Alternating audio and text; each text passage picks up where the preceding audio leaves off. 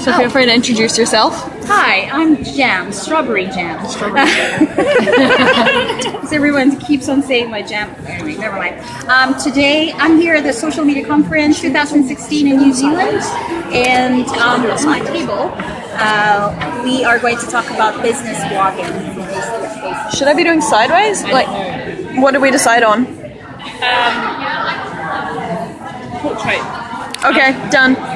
Okay, portrait, yeah. Should we... I want to finish and see how it goes, but I'll check out. I'm pretty sure it's portrait because that was the debate yesterday. It was landscape for YouTube. Alrighty. What's Some happening? people disagreed. Yeah, there was disagreement. Quentin's doing portrait, so we're doing portrait. Alrighty. Anita knows portrait for Facebook Live. Filming. Yep, awesome. Okay, should I do that again or? No, that's so good. I mean, it's all live, so... Okay, so today I'm just going to really focus on, because we've got 30 minutes, but I'd rather answer all your questions. But I'm just going to go through just a few things about business blogging. Now, are you all working for yourself, or are you working for yourself? Not at the moment. So do you do blogs for another company? No. Are they planning to? No, but I'm interested in doing one in the future. Okay, awesome.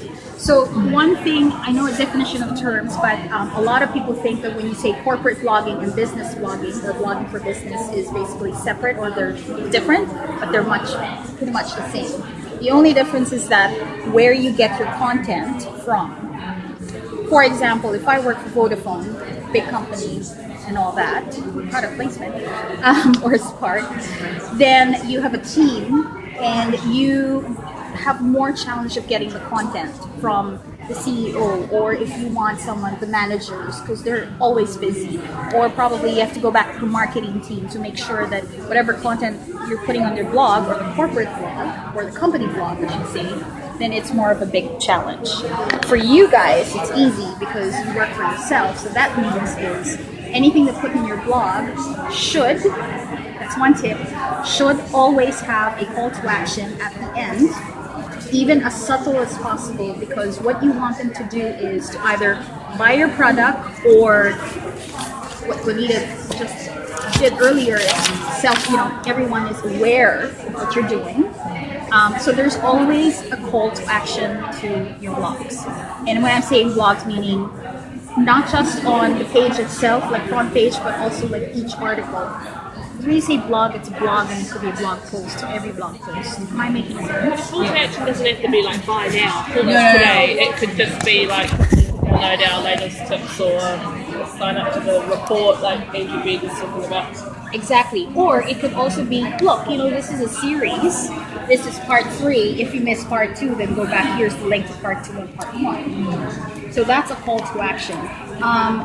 Most, especially newbie bloggers, they don't realize that. They just say, look, you know what? I just want to say and talk about, what I think about the elections, for example. Bad example, but anyway, for elections. And then that's it. Yes, it's opinionated, but if they want to be more of a business blog, meaning they could sell and do business, obviously, then there has to be at the end a call to action. And links throughout? Yeah. As well? Links as well? Yeah. Definitely. So going back to benefits, can you guys help me out here? I just want to know, what do you think give me one benefit for having a blog on your website? Credibility. Sorry? Credibility. So creating a sense of that you're the authority on that particular topic, or an expert, or Exactly. Perfect. Anyone else? Driving traffic to your website. Perfect. Okay. Anything else? SEO. SEO. Yeah. Does anyone at this table don't know what SEO is? Search engine optimization? I do. You do? Okay. I just want to make sure. Yeah, thank you for checking me. Yeah. Cool. Another one is to actually create leads. Create leads. I love the way that one's the last one. That's the most important. Yeah. That's what I just want to write. Yeah, I just want to write because I've got so much spare time. Yeah. Exactly. So you're right. It is, for SEO. I'm not going to talk about SEO because I'm not an expert on it. But if your blog helps your website to be optimized, then you will be found, as Amanda mentioned. If you heard her yesterday. Optimize and you get found. So that's good. Social sharing as well, by the way. That's how you create leads with your blog. Because a static website, you know, you started out with your brochure. This is about me.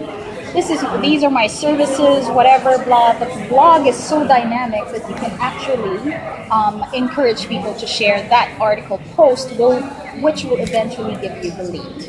Am I making sense? Yeah. Okay. Cool. Does that mean you should always have the social sharing buttons at the bottom of your blog post? Yes, and if you don't have it, put it in. Yeah. Always. It's easy, right? Yeah, always create that opportunity for them to say, look, this is really cool. I'd love to share this with my friends, even if they're not intending to buy anything yet.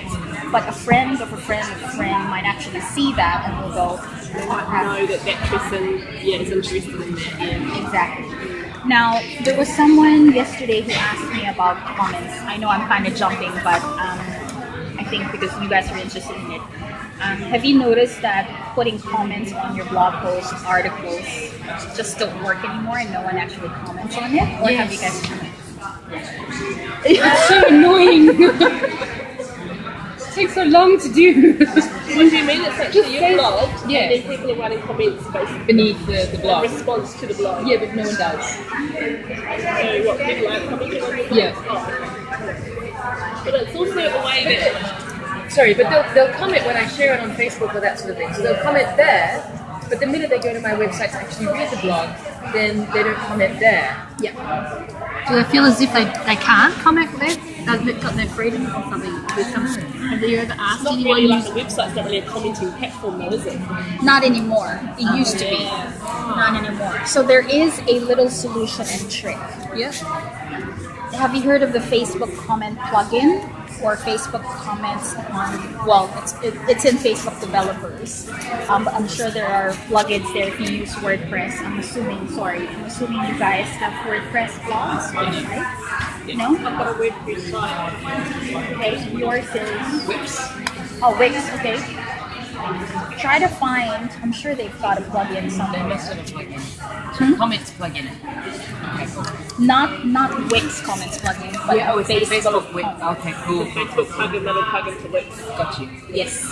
The reason for that is, have you noticed some blogs or sites wherein when you scroll down, you can actually see Facebook comments on the article itself? So that's basically it. So what happens is, yes, you share the link, they go to your blog article, they read it, and encourage them to comment on that, because once they comment on that, it then goes back to Facebook, and then people are Yeah, so that's increasing your reach as well. And the other thing is with comments on websites, it's an entry point for a lot of hackers or people that give you spam. oh yes. And it's quite rife with a lot of our clients. So like we just keep getting these bogus comments from blog posts they're making. We can do things to mitigate that. Yeah. Opens you up to that. So I mean, mine I've turned it off, honestly. Yeah. And you're right. I mean, you're not really gonna get the engagement, or you try your best and encourage people and stuff, but they really won't. But because they're already on Facebook, which is a platform that we use, and if you do have Facebook groups or whatever, tell them, hey, comment on the blog itself so I know and we can discuss there. So use that. So that's it. Now, sorry guys, I'm not sure if the audio is being picked up. So if you guys do talk, I'm going to try and get as close to you as possible. But if you are able to speak up so everyone can hear you. Yeah. Feel like okay, cool. Now here's another question.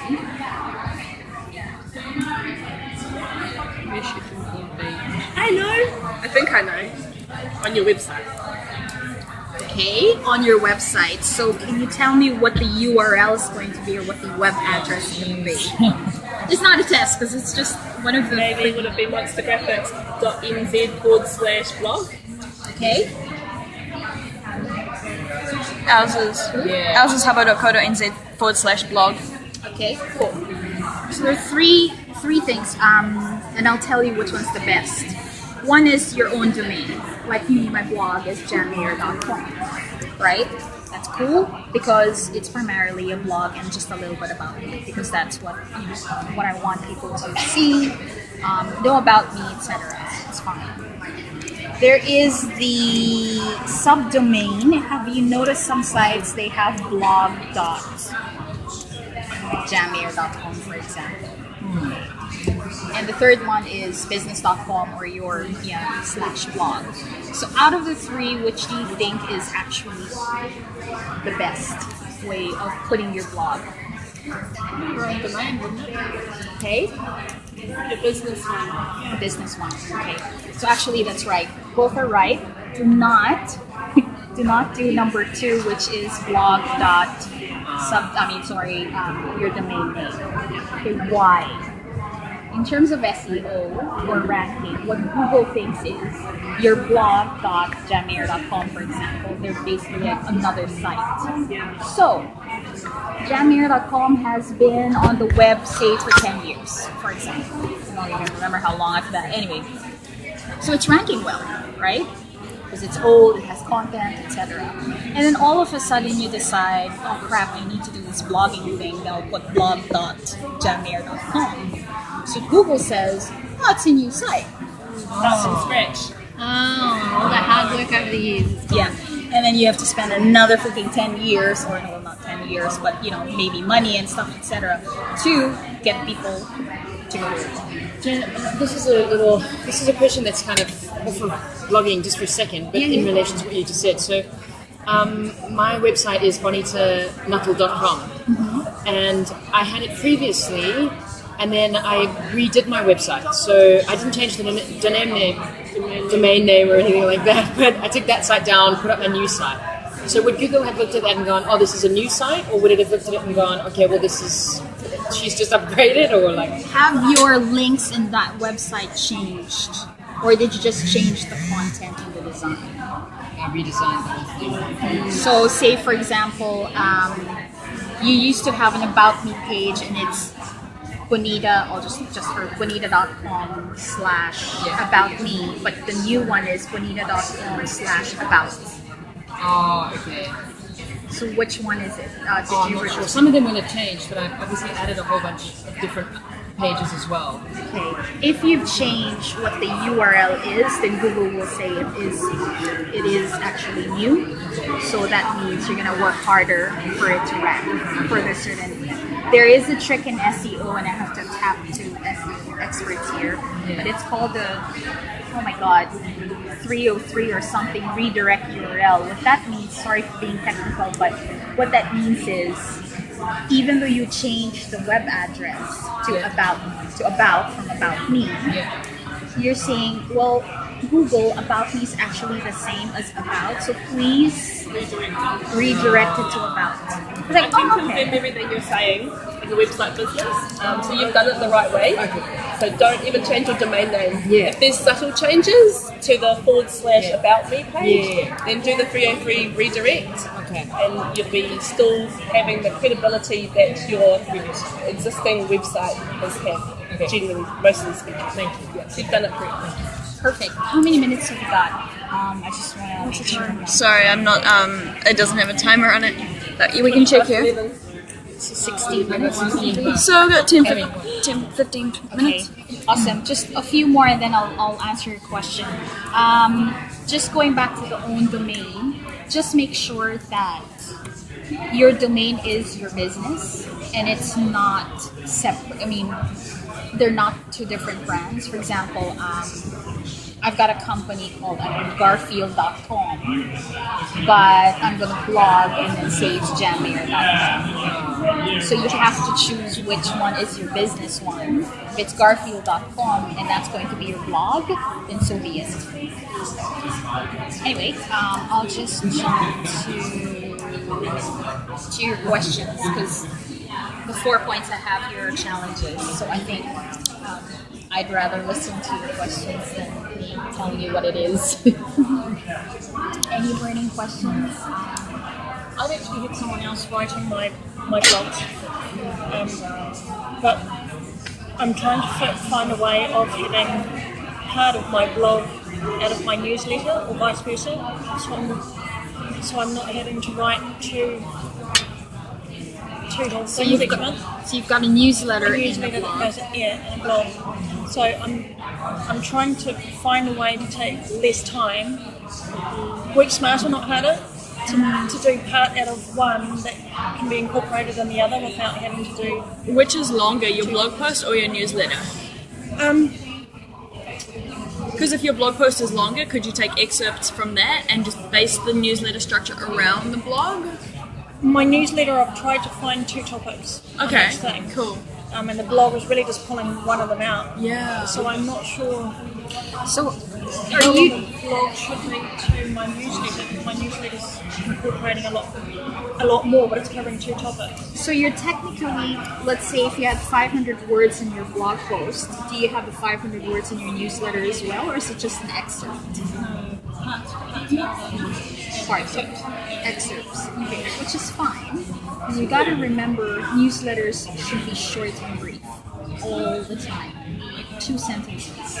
Just tell them the call to action and give them the reason why they should even read that article at all. Yeah. So don't spend too much time on the newsletter. Spend time on the blog post, because that's where they're gonna find that. If I'm understanding it correctly.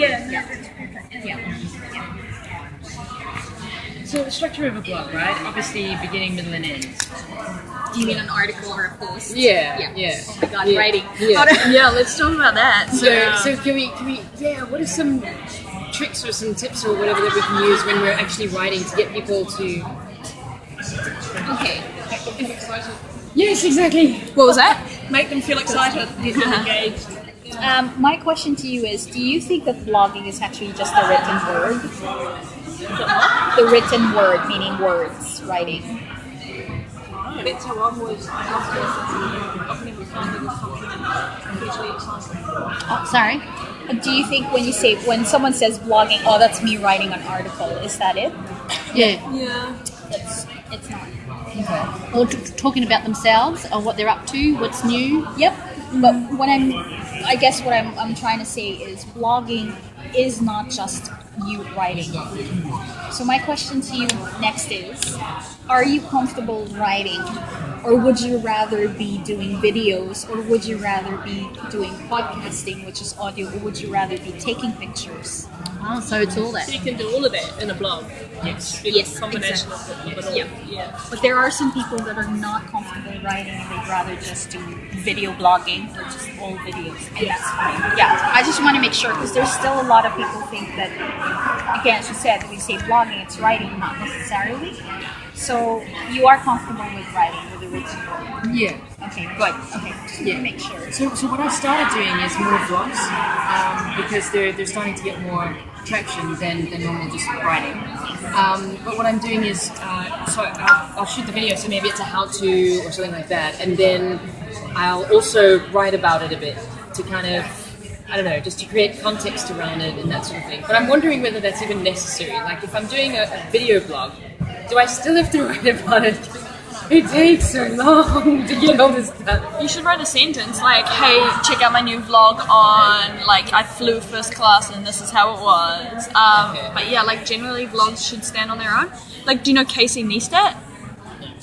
He's like a YouTube star. He gets like 1 million views a day. I talked about it. I like his Facebook page and her quick look. Casey? Yeah. Yeah, so his his are all vlogs. I'll write down the name for you at some point. His are all vlogs, and they're just like, they're standalone. No, he doesn't like do his own writing or anything. They're just standalone. Hey guys, I drove across America and this is how it went. Like, yeah. If you are like happier just doing vlogs, then that's awesome. If it saves you so much time writing out a post, yeah. Okay, cool, thank you. Just on that, it's a yes or no thing.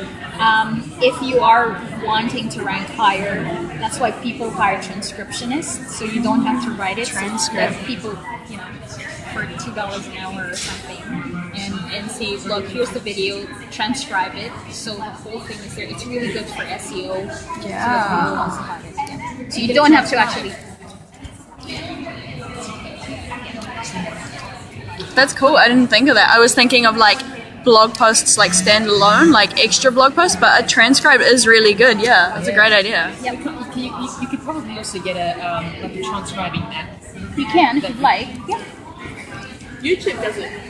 I think so. They do. YouTube does it. You film on YouTube, you can download the transcript.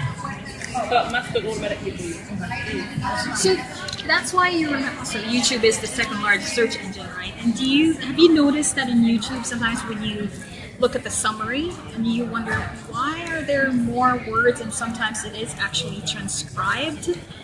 That's for SEO purposes, so that people, so Google knows, oh, okay, this video is all about this. Yeah, it's picking up the words, keywords.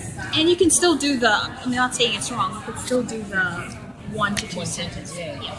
At least that's the only work you have to do. Is there, so what's your recommendation around how often you should be blogging for business? If you, it depends on how busy you are. Very busy, but I understand the So this is my thing. I have business, I have a great website, I have a ghostwriter that's a copywriter that writes the blogs. So everything's all there in place. I have a beautiful MailChimp template designed up, looks the shit. Sorry. Please keep going. And I don't blog. All the elements are there. Active Facebook page is all there, and I don't do it. I want to be doing it once a month, but it's on my list of But you did things to say do. that you have a ghostwriter doing your blogs already, or is that? Yeah, so she writes the blogs, and I just want to put it all together and send it out to my. Because it can work for you. That's fine as it is, but are you saying that you're compelled to do your own blog? She's just writing them, so maybe I can just get her to manage my MailChimp account and go ahead and send them out. You're already getting your traffic anyway because you've got fresh content, so that's fine. So if you only have time for yourself, like you, then Well, she writes the blogs and she sends them to me in a Word document, and I don't actually get around to putting them online. I don't get around to putting right. the newsletter together to link back to the blog. But you've got them all. I've got all the elements. It's not put together. I just, hire a virtual assistant. yeah. I have one. No, seriously. But in terms of frequency, I mean, 2 times a week is great already. Once, that's fine. Okay. Once is fine as a start. If you can get once a week. Because once a month just won't cut it, unfortunately.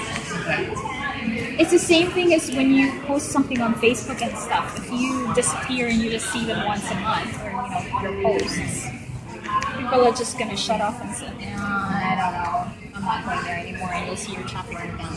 So in terms of video blogging, like, what are the expectations do you think people have for it to look really good, like to really look professional? Because I hate doing shit on the fly. Like, sometimes it's, I don't know.